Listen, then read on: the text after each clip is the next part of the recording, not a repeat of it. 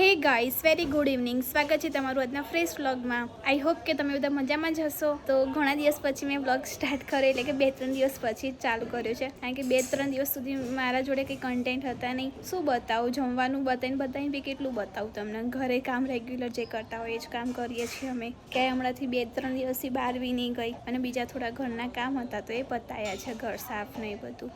તો હવે અત્યારે મારી ફ્રેન્ડનો ફોન આવ્યો, કહેલી આપણે ચાલ પેલા મંદિરે દર્શન કરતા આવીએ. અમે અઠવાડિયાથી નક્કી કરીએ છીએ, કાલ જઈએ એમ કરીને અઠવાડિયું નીકળી ગયું, ને અત્યારે એનો પાછો ફોન આવ્યો, આજ તો જવું જ છે આપણે એમ. તો હવે અત્યારે અમે મંદિરે જઈએ છીએ દર્શન કરવા. તો મારી ફ્રેન્ડ એટલે હોનીના સાથે જવાનું છે, તો અત્યારે મારે એના ઘરે જવાનું છે. પછી કયા મંદિરે જઈએ છીએ તો વ્લોગમાં તમે છેક સુધી બન્યા રહેજો. તો મળીએ થોડી વારમાં. તો જો અત્યારે હોનીને મેં લઈ લીધી છે, એ અત્યારે એક્ટિવા ચલાવે છે.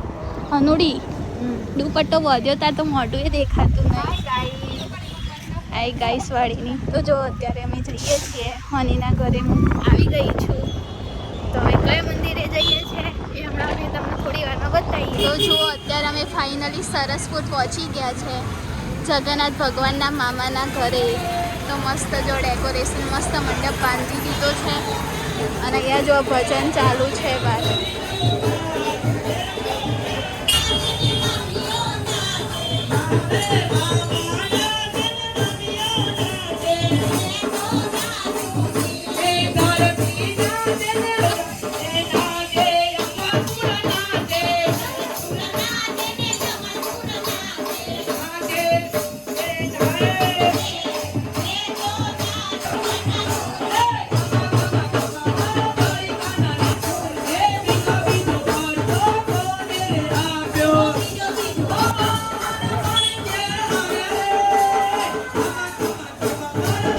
મસ્ત મંદિરમાં દર્શન થઈ ગયા છે, મસ્ત ભજન ચાલુ હતા, તો બહુ જ મસ્ત દર્શન થયા છે. આંખે આંખ મિલાઈને આજે ભગવાનના દર્શન કર્યા છે.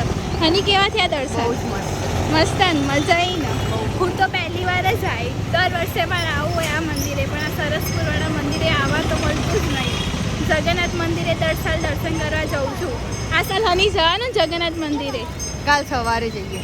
ઓકે, તો જો આ વખત તો જોઈએ તો જોઈએ, નહીં તો આ વખત તો કરવું જ છે કે જવું છે મંદિરે એમ પ્લાન કરીએ છીએ. ક્યારે સક્સેસ થાય છે તો જોઈએ. હવે ભૂખ લાગી છે તો કંઈક ખાવા જઈએ છીએ અમે. તો જુઓ, હું અને હની અત્યારે સરસપુર સર્કલે આવી ગયા છે. ભૂખ લાગી છે ને તો સ્પેશિયલ કમલેશવાળાના પફ ખાવા. બહુ જ મસ્ત પફ આવે છે, ટેસ્ટ કરજો. અત્યારે તમે રેગ્યુલર કયો પફ લાવી હની? Veg puff. તો જો આનો વેજ પફ બહુ જ ફેમસ છે, તો હવે પફ ખાઈ લઈએ અમે.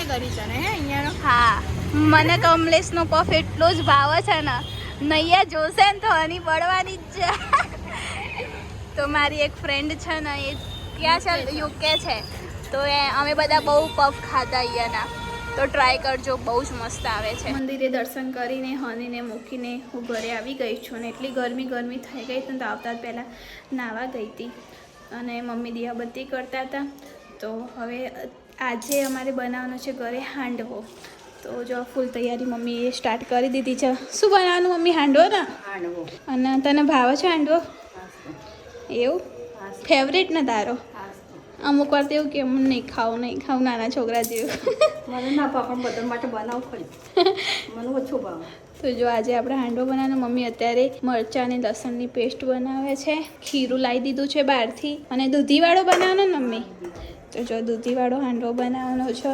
અને આટલો બધો મીઠો લીમડો મમ્મી આજે તોડી લાવી છે. અમારા ઘરનો જ છે મીઠો લીમડો, તો એ તોડી દીધો. હવે આ બધો મીઠો લીમડો માથામાં નાખવાનો છે ને બેન તમારે?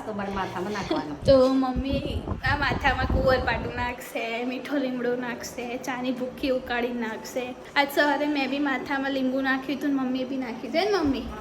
ધોળા વાળ ના આવે એમ. મમ્મી બી નાખે, મને બી નખાય કરો. તો મારા મમ્મીને એક બી વાળ ધોળો તો છે જ નહીં. અમારે ભૂરી બાબરી છે. મમ્મીના બી ભૂરા વાળ છે, મારા બી છે, ને ભાઈના બી છે. અમારા ત્રણેયના ભૂરી બાબરી છે. તો હવે ફટાફટ મમ્મી બનાવી લે, એટલે આપણે હાંડવો પાડવા માંડીએ ફટાફટ. પપ્પાને લોકો આવતા જ હશે હવે. તો જો મસ્ત પહેલો હાંડવો આપણે બનાવી દીધો છે, અને હજુ ભાઈને પપ્પાને લોકો આવ્યા નથી. તો મમ્મી કે તું તો બેસી જા જમવા, તો પછી પાછળથી બીજા બનાવાય તો વાંધો ના આવે. તો જો મસ્ત હાંડવો બનાવી દીધો છે. મને આવો પટલો જ હાંડવો ભાવે, મસ્ત એકદમ સ્પાઇસી છે. અને જોડે મેં લઈ લીધી છે ચટણી અને સોસ છે. અને હવે ટીવી જોઉં છું. મસ્ત જેઠાલાલ જોઈશું તો ખાઈ લઈએ મસ્ત પછી મળીએ. તો જુઓ મેં પપ્પાએ ખાઈ લીધું છે અને હવે ભાઈ અને મમ્મી બે જમવા માટે બેસી ગયા છે. ભૂખ લાગી છે ને બરાબરની? લાગે છે ને, બપોરે ખાઈને ગયા એના પછી અત્યારે હવે જમીએ.